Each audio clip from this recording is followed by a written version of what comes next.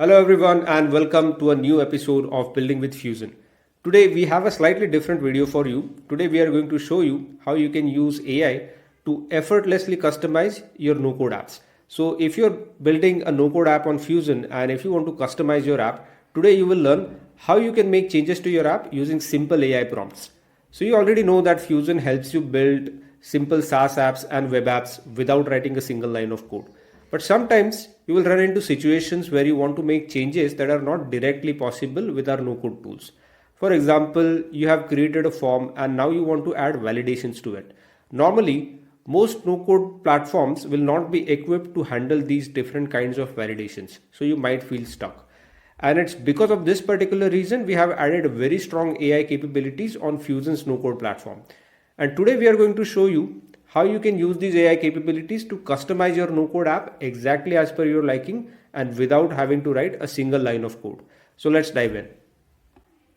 So in today's video, we are going to look at a test app that I've been building. It's a to-do list app where basically you can create tasks, you can assign those tasks to different people, and different users can go to their to-dos page and they can check what tasks have been assigned to them. Obviously, I'm in the process of creating this app. It's a test app.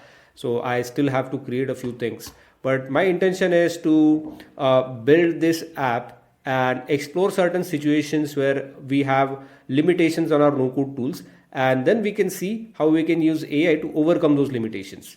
So to begin with, what I'm going to do is I'm going to go to the edit solutions page. On this page, we can see that in the app database, we have data for projects. So we can create different projects. Within those projects, we can create different tasks, and those tasks can be assigned to different people. Now what I want to do is I want to add a new page which I'm going to call created tasks. So basically on the created tasks, all the tasks which are created by the logged in user should be visible. So if I create 10 tasks, I assign those to different people, they can go to this to-dos page and they can see the tasks assigned to them in the to-dos page. But if I want to see the tasks that I've created, which are not assigned to me, I'll have to go to this created tasks page. So now that it's created, let's go to that page. Let's try to build it with the no-code tools. So first thing that we'll need to do is we'll need to import all the tasks, import the data for all the tasks which are created by the current user. So for that, we'll need to add a data block. Now, first option is we can use the data variable which has a visual query builder.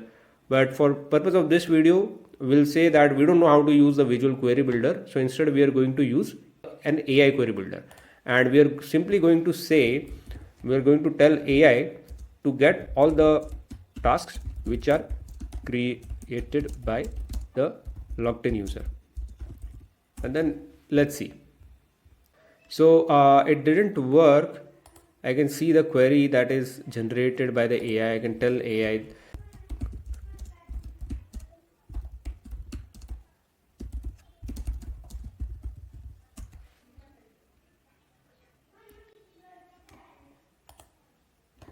yes, and I know this because in the form where tasks are getting created, I have configured the form in such a way that when someone creates a task, their email gets added to the created by field. So I just told that to AI, and based on that, it has successfully written a code and it has returned this data.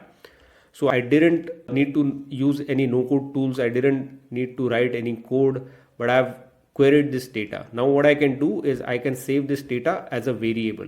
So I'm going to call it tasks created by current user. I can say current user or logged in user.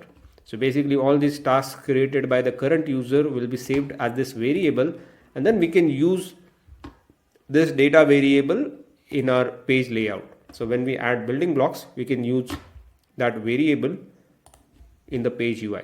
So next step, we want to add a list of tasks to display all that data. So we want to add a UI element which will display all the tasks which we have just queried. So I'm going to use this to-do list element. So basically this is a very good UI element to visualize the list of tasks. So that's why I'm going to use it. And in this to-do list, I'm going to say I will use a predefined data variable that we just created. And in the variable drop down, I can see the variable that we have just created, tasks created by the current user. So when I select that, next thing that it asks me is if I want to link those tasks to a particular page. So I want to link those tasks to a task details page. So whenever you click on any task, you will go to the task details page where you can see the details of that particular task. So basically here it's asking what is the key use for task. So how have we stored the task information in the database? So in our database, we have stored the task title in task field. We have stored the status information in the status field. We have stored the description field. Now some people could have used some different nomenclature in their keys. So that's why we have to do this mapping. So in our case, it's very similar. Due date is in due date. Our owner is in owner ID. We haven't created any priority. So I'm going to leave this blank. And project name is basically, I'm going to map it to the project ID. And here I'm going to say I don't want to display a checkbox. So basically checkbox can be inserted when you want to enable users to mark completion of the tasks. So here I'm going to skip it and I'm going to add this to-do list. So yeah, our to-do list has been added. So if I save this as HTML and if we go to the live page, you will see that we have created this page in a matter of few minutes, maybe a couple of minutes, right? So this list has been created. But I want this to say created by me instead of saying my tasks. So these are not assigned to me. So I don't want to see my tasks over here. Rather, I want to see something like these are the tasks that I have created. Maybe these are assigned to someone else. But what I want to do is I want to hide the my tasks text or my tasks header. And in the to-do list UI element, I don't see that option anywhere. So for that reason, I'm going to use AI. So in this AI tab, I'm simply going to say hide the my tasks header.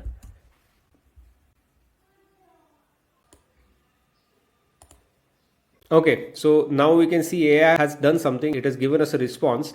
And if we go back to the UI element, we can see that my tasks header has been added. So what I want to do is I'm just going to add another UI element header.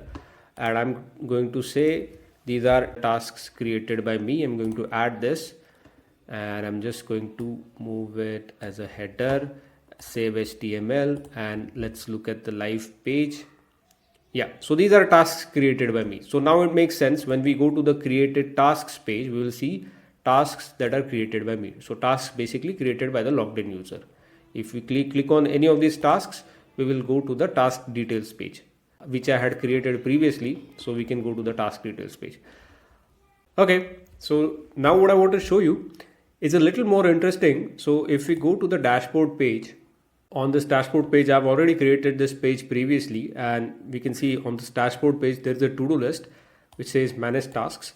And basically I can see all the tasks that are assigned to me or created by me. And then there is a button to add new task and it opens a pop-up. And there is a form where I can simply add a new task by submitting this form.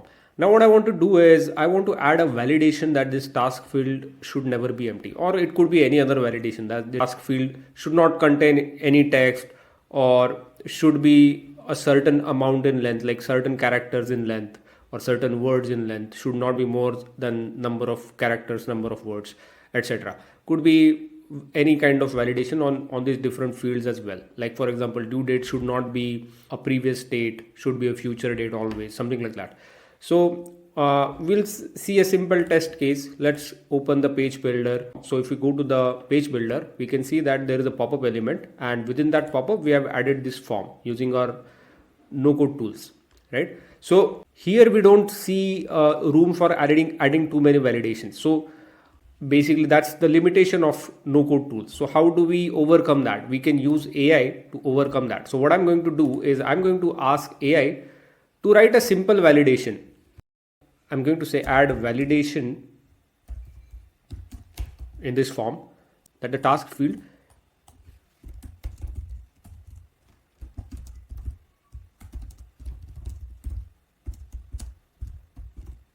right. So this is my validation that I want to add. So we tell that to the AI. Okay, so AI has come back to us saying that it has added some validation. So task field is not left empty, right? It has added some validations to ensure that, right? So we just save our HTML. Let's look at the live page.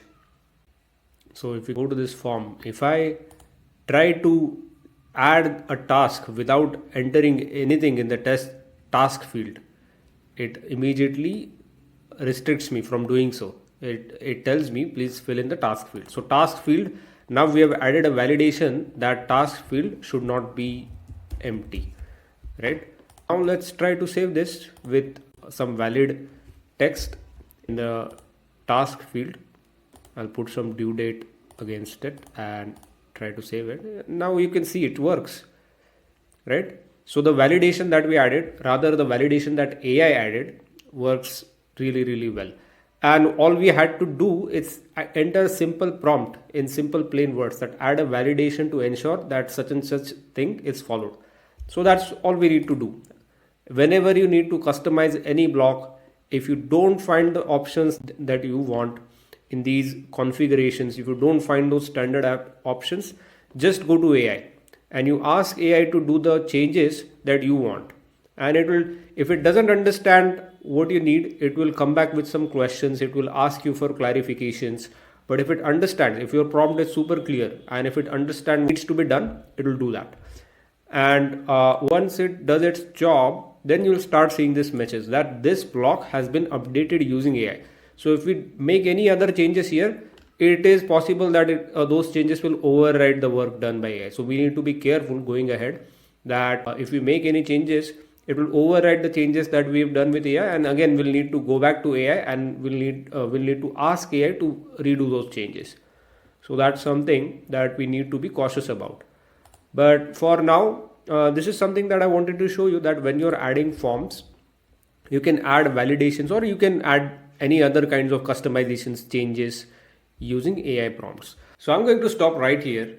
Today, I wanted to show you what are the different AI capabilities on Fuzen's platform and how you can use AI to customize different UI elements or different building blocks, different query builders that you're adding on Fuzen's platform.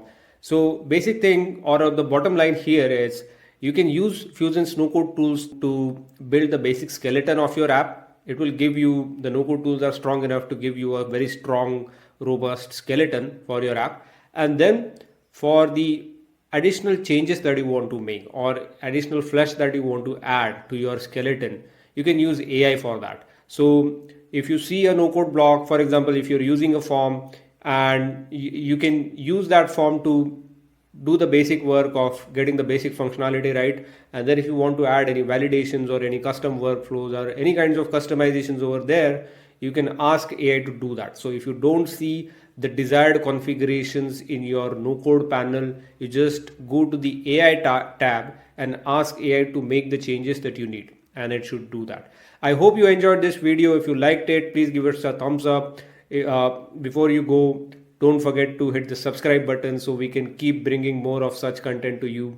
And thanks for being with us. Have a good day.